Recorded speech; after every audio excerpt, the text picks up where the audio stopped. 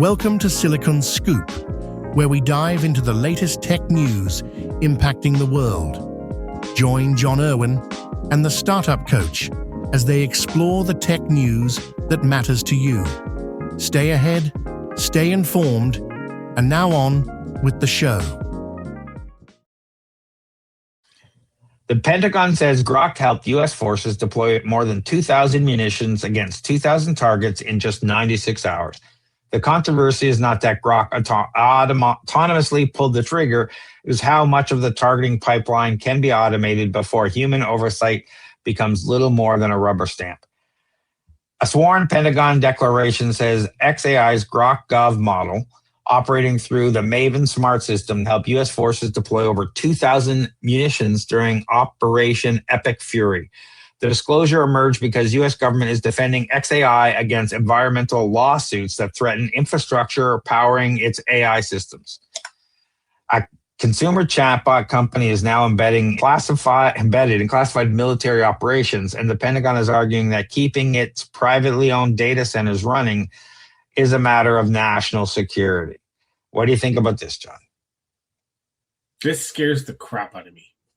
Now, I want to be clear that the reporting itself is saying that Grok was not connected directly to missile launch systems, but instead reportedly operated inside the Pentagon's Project Maven smart system, like you said. And just to let you know, this integrates an enormous volume of intelligence from multiple sources, which includes satellite imagery, reconnaissance aircraft, drone surveillance, signals intelligence, electronic warfare sensor, radar systems, logistics information, and battlefield reports. And so, like LLMs do excel at synthesizing huge amounts of information. And so rather than manually reviewing thousands of reports, commanders can ask natural language questions such as, which air defense sites present the hardest threat or the highest threat? Which targets have changed since the last satellite pass? So I see that as beneficial, if that makes sense, to help augment and get through an enormous amount of data. But it's crazy. 2,000 targets in 96 hours. So more than 2,000 munitions, 2,000 separate targets, just over 96 hours. That's an unprecedented operational tempo. And so modern targeting, it's no longer simply just identifying buildings on map. It's targeting identity, it's military necessity, it's collateral damage estimates, maybe. It's intelligence confidence, it's weather, it's a whole bunch of things that are taken into consideration potentially. But what surprised me was Grok being used, because we don't talk about it. It's not very high up there when it comes to benchmark testing or anything like that. So obviously, yes, Elon has ties to the White House, but what are your thoughts about this? I thought maybe we'd put a little bit in perspective, people, just so we, there's a huge infrastructure on all of this. So Starshield is SpaceX's military and intelligence satellite platform. It's reported NRO constellation can photograph Earth, track activity, transmit intelligence through low Earth orbit satellites. And then next, we have the National Reconnaissance Office that operates spy satellites, and the National Geospatial Intelligence Agency that turns satellite imagery into geospatial data into usable intelligence. And then the Maven system, which we talked about, which uses computer vision and machine learning to search that imagery, correlate intelligence, and identify potential targets for analysis. Then Grok Gov reportedly operates through Maven, helping personnel query, interpret, organize, or accelerate the resulting intelligence workflow.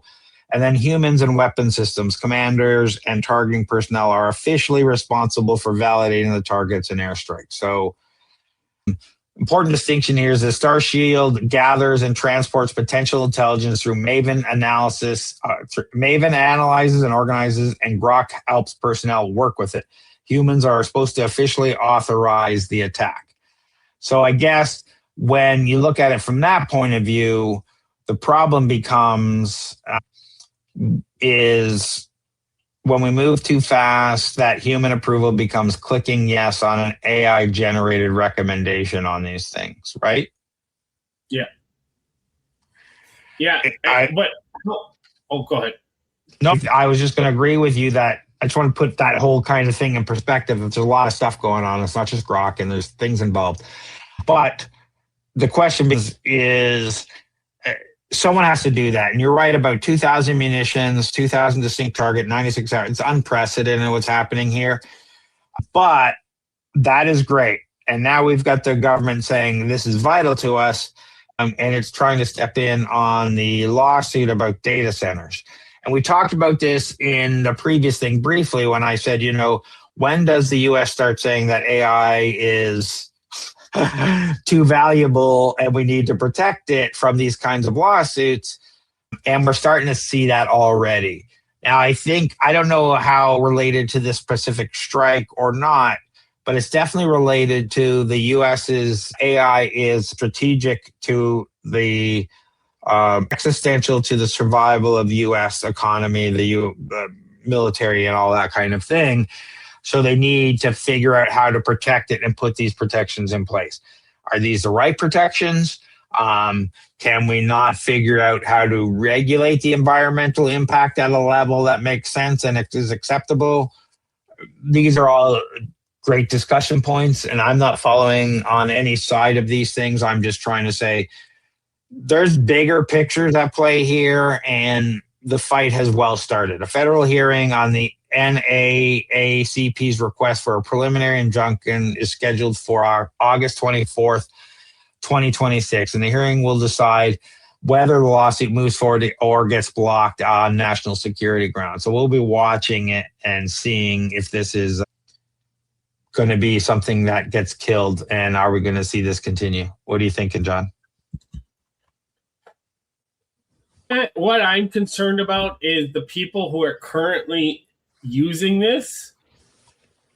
I don't think that they're going to just stop at it. This is just my opinion again, that they're going to stop. Like, I feel like they're going to use AI to do everything. They're going to automate strikes using AI. And I don't think we're too far off from that, given the people who are in power right now. And that scares the crap out of me. So we're at a point where this is just this is new as far as it's the integration and the utilization. And so this is at the point where we should start thinking about, well, what should we limit it to? And I don't think we have the right people in place that are thinking that. I feel like we have the people in place who are like, well, what can we use it for next, kind of thing. And keep pushing and pushing the boundaries until we get some sort of mass casualty event, potentially. That's what scares me. Well, of course, like I said, when they take off the human intervention piece, or like all of us have done at some point, a pop-up happens, you click yes or click allow or whatever, just something happens that you didn't want to do because you really weren't paying attention. This stuff is going to happen. When you say AI pulling the trigger, that's inevitable. The question is who pre-approves the targets? Is what I mean. Sorry. Who pre-approves the targets? Because again, when missiles are coming in, this stuff is AI. We want AI to find the missile, track the missile, and shoot it down, and not wait for us to be able to say, yeah, that's the right missile, or But you're right, because at the same time, anybody who uses AI on a day-to-day basis know that it goes off into left field all the time. And so when does it going to get to a point where it's disastrous? When does it realize that humans, in order to stop war, you have to kill all humans because they're the problem? Because while human exists, hate exists. And while hate exists, we'll always be fighting and war and whatnot. So, there's a natural conclusion long-term for all of this. So we have to be careful what power we give AI. And, look at what's happening. We talk about Skynet, but we've seen how much stuff have we reviewed over the last year or two that's so scary on. We have fully automated air-to-air fighting jets. We have fully AI battle air cruisers from China that drop thousands and thousands of drones, and they're just at the top level of the atmosphere. Like, there's scary stuff that the China jets are scanning all the jets at an infrared level at millions of scans per second, so they can tell by the structural stress changes what the jet is going to do before it does it, and target it preemptively faster than any human can do it. Like, we're at this point now that, so to say we don't want them doing it, I'm like, okay, but our enemies are doing it. So I'm not saying I want them doing it. I just want I don't know how to say it, just the right people doing it, if that makes sense. Yeah, I agree with what you're saying, and the right stuff in place. Senator Kirsten Gillibrand wants to ban AI entirely from being used in nuclear weapons decisions, which is probably a good idea, except for potentially shooting them down. Ban AI from domestic surveillance operations. Well, good luck with that. Ban autonomous weapon systems from operating without human control. I'm not exactly sure what that means. Like, when you say without human control, is human control 1%? Can they turn it on and off and that's enough? Or does, it's just too vague for me, right? I think we need to understand that a little better. But we are in this world and we need rules. And I scoff at people like, I think it's Dario, the head of Anthropic, who says we need to put a pause on all this stuff, and yet they're dropping new stuff every week.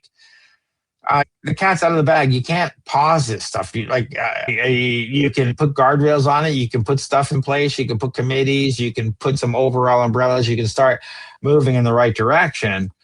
But tell me a world, how can this possibly pause? Tell me how that would work. What? A pause, a general AI on AI development pause work. There's no way.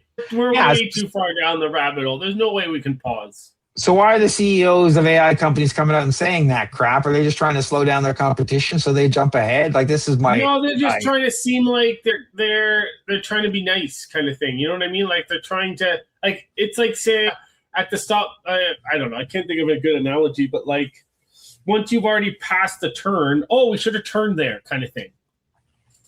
That's essentially what they're doing. So Grok did not become an autonomous robot general, but it has entered the operational kill chain, and that is far more consequential milestone than any other chatbot upgrade. If a human controller approves and an AI recommendation in seconds, is that meaningful human control, or has a machine effectively made the decision?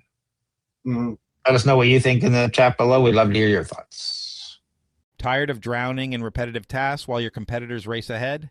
Every minute you spend on manual data entry, scheduling, and routine processes is a minute you're not growing your business.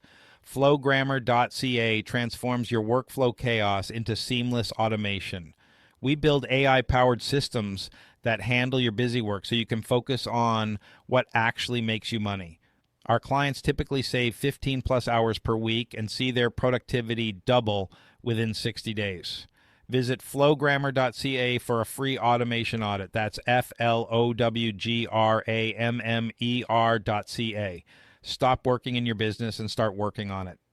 What do you got going on, John? Just plugging away, helping companies with government funding, attending events, probably startup drinks or a Flowgrammer event. How about you, Craig? Lots of stuff going on. I honestly don't know when this is going out. I have to check. I think it's going to go out in April. But there's all sorts of stuff going on. If you don't know about OpenClaw, it's the latest AI automation agent that's taken the world by storm in 2026. And OpenClaw Toronto chapter just launched. And we have all sorts of events going on. So check out openclawto.com. Our first demo night is April 14th. We have a Builder Cafe on April 10th. We have a bunch of other events. There's updates every day. We've deconstructed the latest 2 betas over the weekend that was launched in OpenClaw and what you should do about them. There's a bunch of articles over there. Go check that out. We're also over at flowgrammer.ca where we do N8N automations. We run the Flowgrammer community. I do Builders Hub and connectivity for AI and business automation agents. And for everything else, head over to TorontoStarts. where we hook up startups and investors at our Startup Investor Drinks. We do mentoring, we do workshops, we have a list of investors. There's a whole bunch of content over. You can also book me over there if you want a meeting with me to talk about whatever, help your startup. Check out TorontoStarts.com. But John, if people are looking for non-dilutive funding, where should they go and what is that? Yeah, non-dilutive funding. We're talking government grants, tax credits. Come find me on LinkedIn if you have any questions. Right now is shred time, SRDD. But come reach out to me too if you've got a startup, if you've got a company. Reach out to me if you have any questions, and if they have company questions about their startup in general, where do they find you, Craig? Yeah, find me at TorontoStarts.com. But John, just before we go, something's open right now, and it's closing May 31st. Thank you. Can Export. And what? Yeah. So what if should you have people at know least about that? 300,000 in revenue in the previous year, and you're looking to expand outside of Canada, reach out to me, and we can put together. We can talk about an application for Can Export. All the links we talked about will be in the show notes, wherever you're watching this. Thanks for watching, everybody. Leave us a comment, give us a like, give us a subscribe. We really appreciate it. Thanks, everyone. Thanks, everyone. Thanks for tuning in to Silicon Scoop. We hope you enjoyed this episode's dive into the latest tech news. Stay connected with John Irwin and the Startup Coach on LinkedIn and subscribe for more insights and updates. Until next time, stay ahead, stay informed.